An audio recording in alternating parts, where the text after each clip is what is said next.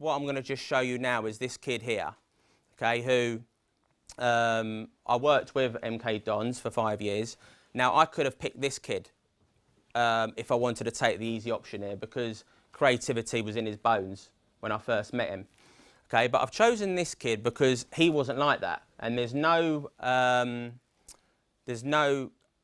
background in his family of creativity. Dad's a surveyor, mum works a receptionist. I've done all the research into his social background, and he showed no traits of that. He may have skipped a generation, I don't know, but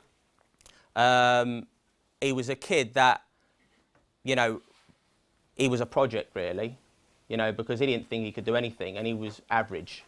Okay, so what I'm going to do now is I'm just going to show you a video and talk you through his journey as an 11-year-old to now, because unless we understand the process that gets him there, you know, we're missing an opportunity. Okay, so that's him there, Brendan.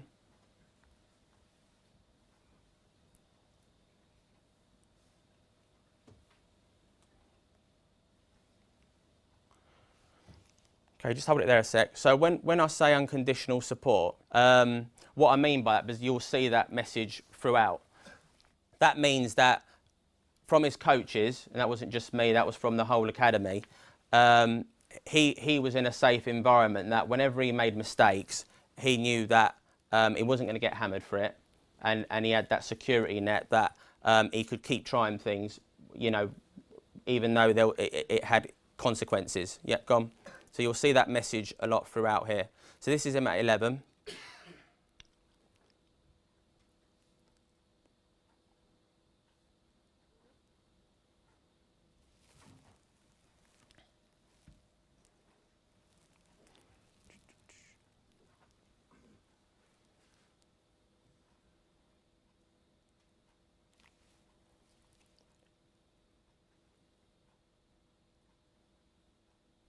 Okay, pause there. Right, so this is a copy of his program. Okay, so at this stage here, what he had in his program was Brendan is safe and reliable. I like him to be more positive and be an attacking threat. Okay, so his targets were look for opportunities to go forward, timing of runs, vary speed of running because he'd run all over the place. He also had, he tends to play the way he's facing a lot. So ask Brendan to focus on his ball skills in practices and matches, i.e. escape skills, fast feet movements, tricks and disguises. If he misses an opportunity to try these things, give a free kick to the other team or sin bin him. Right, and he was in agreement with this. So he mentally took on board this approach, yeah? So here's him here, trying to run with it. Getting tackled.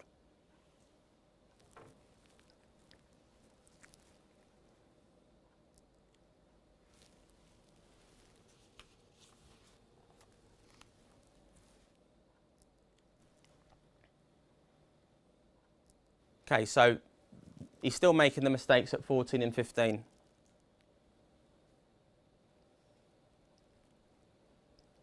That was him there.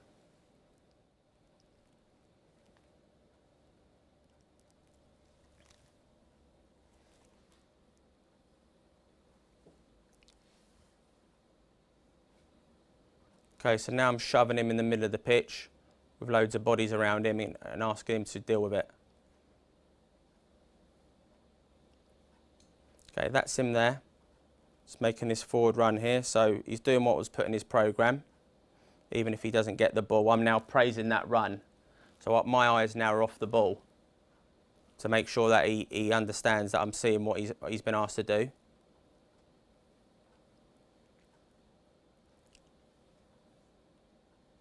Okay, now he's starting to express himself a little bit more.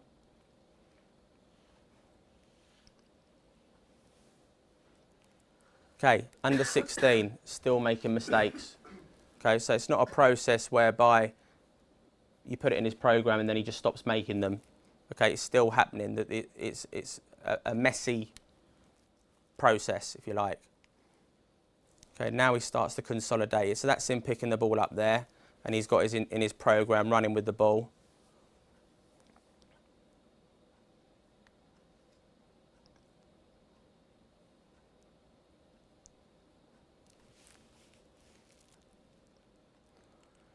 Okay, this is with our under 18s last month against Hungary. There he is.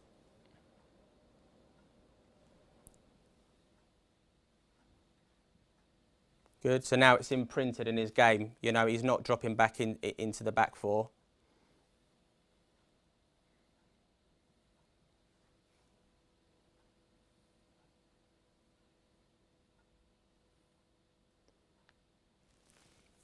Okay, right, so now this is him now, all right? So he still hasn't got a best position.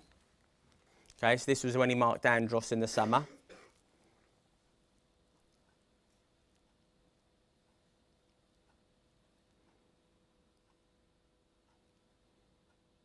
Okay, centre midfield for the first team on his debut.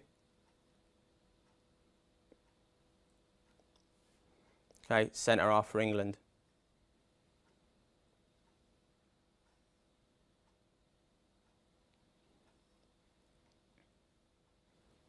Okay, and he keeps going. Okay. Right, so so he's doing that now, despite, you know, that's what he looked like at 13. He was in an age group as well where he wasn't the most creative player. Okay, and he had a lot to live up to in terms of his peers. All right, so this is Dele here. There's Brendan there. So I think that's a powerful way of learning, where they sort of pull each other up through the process. Okay, and this is just his story now. So this is him coming on. He's the youngest ever player to play in the first team. He's 15 there, coming on for Luke Chadwick.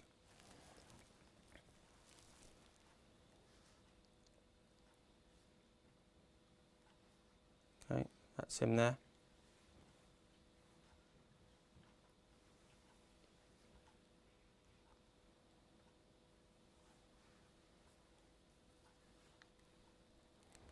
Okay, there's him making those runs again.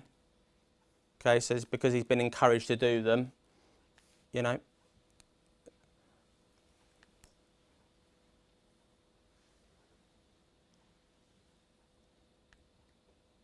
So the reason why, you know, I'm strong about tolerating the mistakes is because I just keep reminding myself that adults make the same ones, you know. So these are just examples from last season.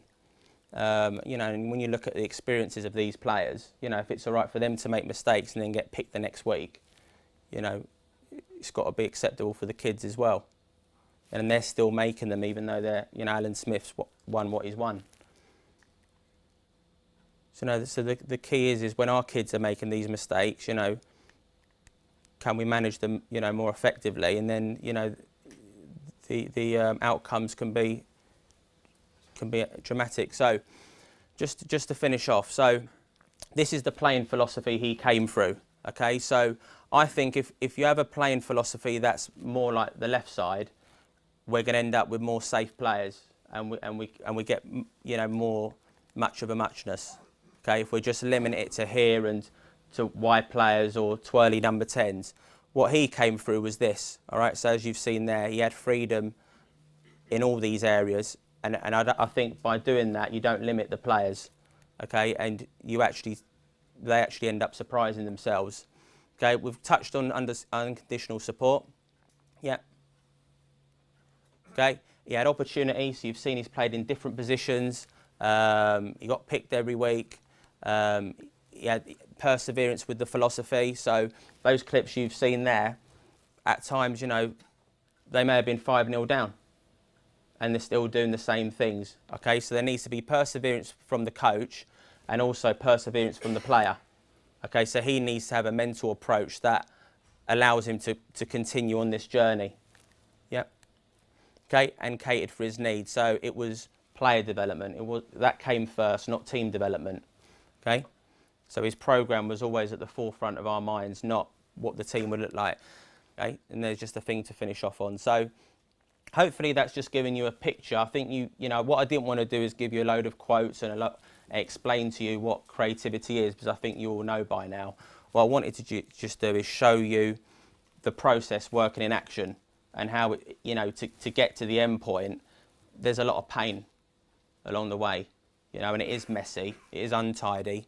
But if you stick with it, you know, and sacrifice yourself, you know, and you operate more on the task side rather than the ego side, then, you know, the kids are here.